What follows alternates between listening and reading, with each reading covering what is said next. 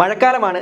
ശക്തമായ മഴയും കാറ്റും മിന്നലുമൊക്കെ ഉള്ളപ്പോൾ സുരക്ഷിതരായി വീടുകളിലായിരിക്കുക. ഒപ്പം തന്നെ പകർച്ചവ്യാധികളിൽ നിന്നും മറ്റ് ആരോഗ്യ പ്രശ്നങ്ങളിൽ നിന്നും വിട്ടുനിൽക്കേണ്ടതും അത്യന്താപേക്ഷിതമാണ്. സംസ്ഥാനത്ത് വീണ്ടും അമീബിക് മെനിഞ്ചോ ഇൻസെഫിലിറ്റീസ് അഥവാ അമീബിക് മസ്തിഷ്ക ജ്വരം ബാധിച്ചു എന്നും വീണ്ടും മരണം റിപ്പോർട്ട് ചെയ്തുവെന്നും നമ്മൾ അറിഞ്ഞതാണ്.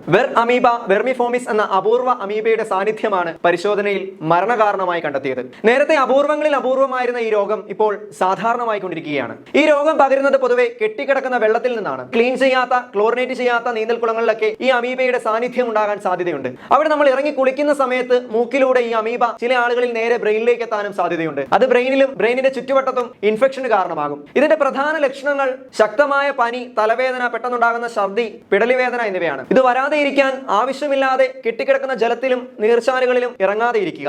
പ്രത്യേകിച്ച് ഈ ജലം മൂക്കിൽ സ്പർശിക്കാൻ അനുവദിക്കാതിരിക്കുക. ഈ മാർഗങ്ങൾ നമ്മൾ സ്വയം സ്വീകരിക്കുകയും നമ്മൾ സുരക്ഷിതരായി ഇരിക്കണമെന്ന് ആഗ്രഹിക്കുന്ന നമ്മുടെ പ്രിയപ്പെട്ടവർക്ക് ഈ വീഡിയോ ഷെയർ ചെയ്യുകയും ചെയ്യുക.